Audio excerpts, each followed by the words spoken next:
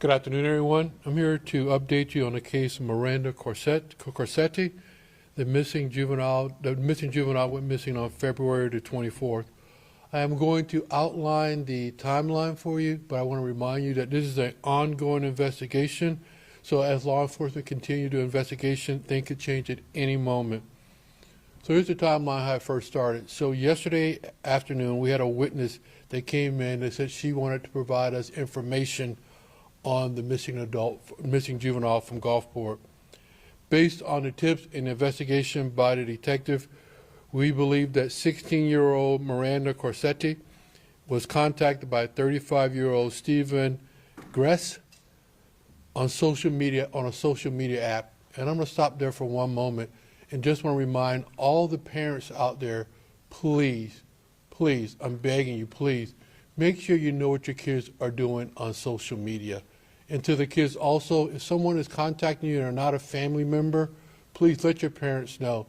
So again, we're talking about a 16-year-old that was contacted by a 35-year-old. On February the 14th, we know that Mr. Gress went to Miranda's home, picked her up, took her to his house, which is located at 2708 27th Avenue North. He took her to the house. She spent the day there. We know he took her back on the 24th. On the 15th of February, we know she went back to the house on her own. Now, on the 20th at the house, there was some type of dispute over some missing jewelry. So from the 20th through the 24th, she was beaten and tortured because they could not find this piece of jewelry. We know that sometime there, she was then killed. Mr. Gress placed her body in his car along with his domestic partner, Michelle Brandis, and they drove her to Largo. In Largo, the detectives found evidence that Miranda was dismembered at that location. They then placed her in a car and they drove her down to Ruskin, where they dumped her into a dumpster, and her body is somewhere, possibly in a landfill somewhere in that county. Yesterday, we realized that Mr. Gress was already in custody for pointing a harpoon at his domestic partner and possession of drugs. He is still in county jail as we speak today. We are now looking for Michelle Brandis. The picture's to my left and to your right. Michelle, if you're out there, we're trying to tell you to turn yourself in, because we will find you sooner or later. And if anybody out there is trying to help Michelle, if we can, we will charge you with the charges we can charge you with. As of this point, Mr. Gress is being charged with kidnapping Miranda, and this, again, this is an active investigation. More charges are soon to follow. I want to thank the following agencies for helping us out: Gulfport, Largo, and Pinellas County Sheriff's Office, our state and federal partners. Again, this is a horrific crime. We are still investigating it. We want to ensure that we bring justice to Miranda. The investigators are looking at every piece of evidence that we can find. And again, I want to say we want to hold all responsible parties accountable. So with that, I'll open up for any questions. Hey, Chief, anyone with his family, and maybe the witness came in that you could see your family? Both of her parents are deceased, and her grandmother at this time is not ready to talk to anyone.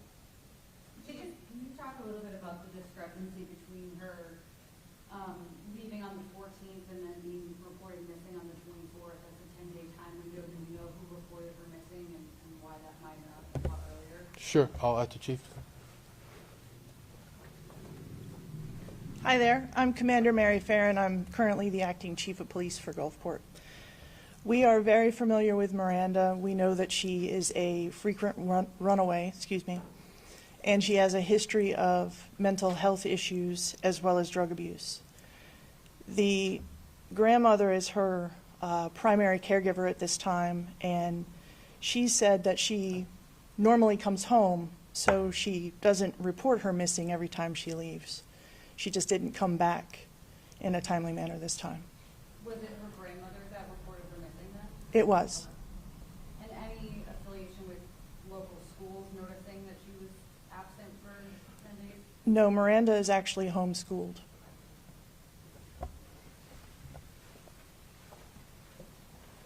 Thank you. Any other questions? Any once again to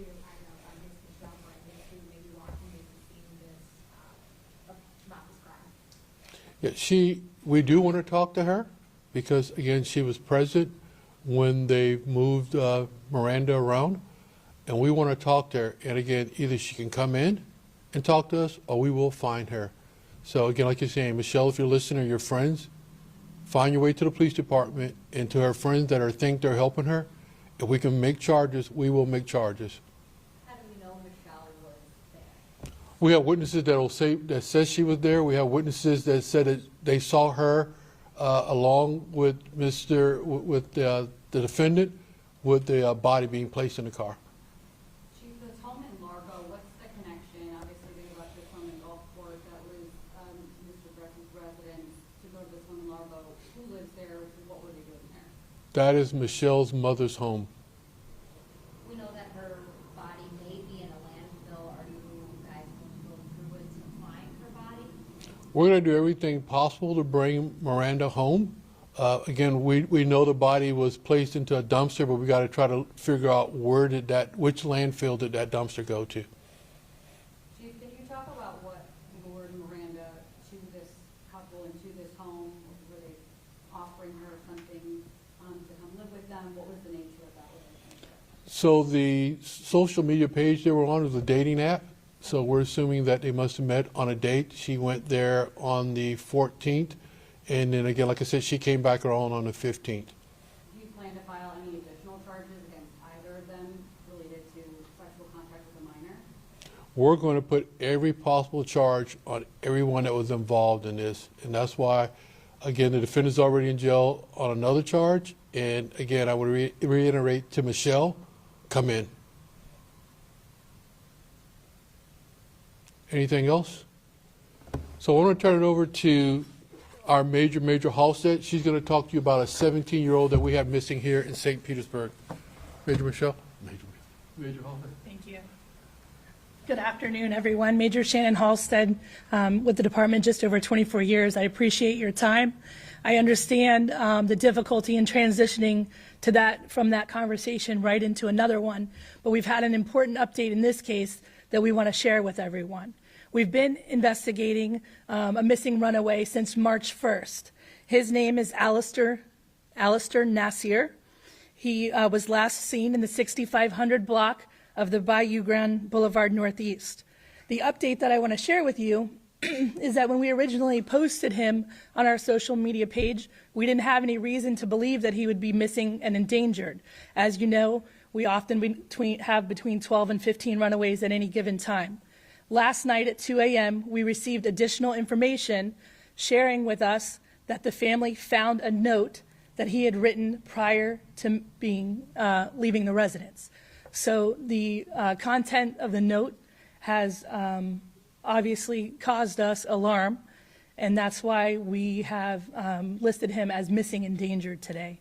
The other thing that's happened since we last put out the media alert is that detectives were able to find additional video of him traveling westbound on 62nd Avenue past Mangrove Bay Middle School. The reason why I'm sharing that with you is because the original video that you saw, he was wearing a blue backpack in that video. We know for a fact he dropped that backpack off at Canterbury School there on the north side of 62nd Avenue. In the video that we found earlier today, he now has a red backpack.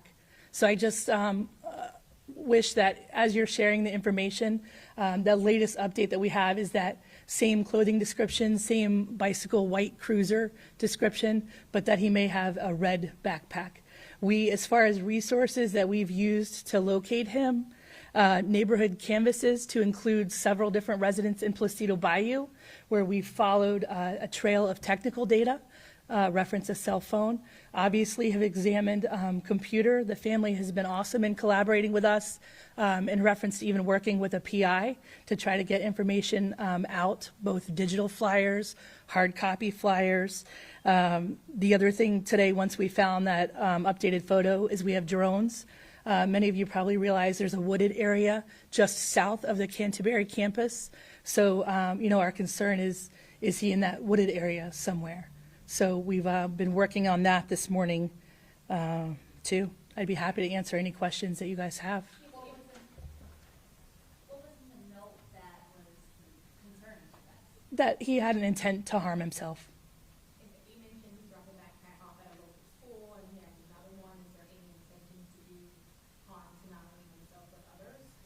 No, ma'am, no, absolutely no indications of that.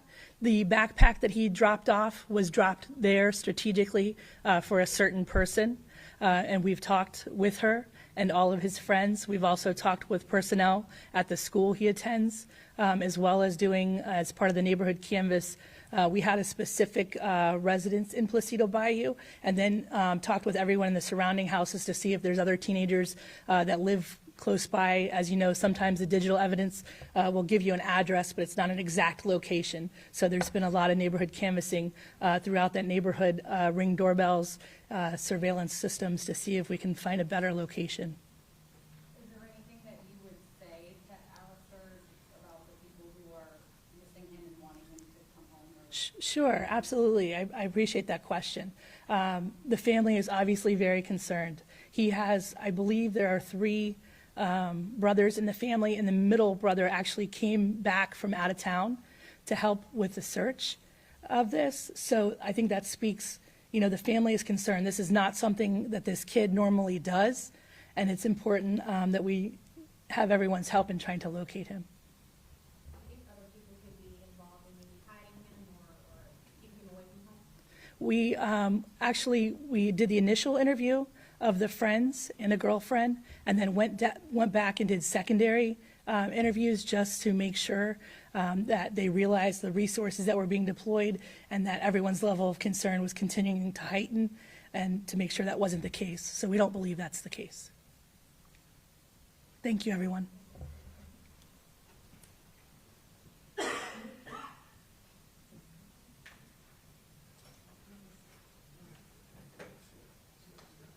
send these photos out to the file on the killer. I think, can you take care of that? I will. It's already out. We reposted it and we sent it on video today, so the actual date. Hey, stranger. Hey, how you doing? No, you're fine.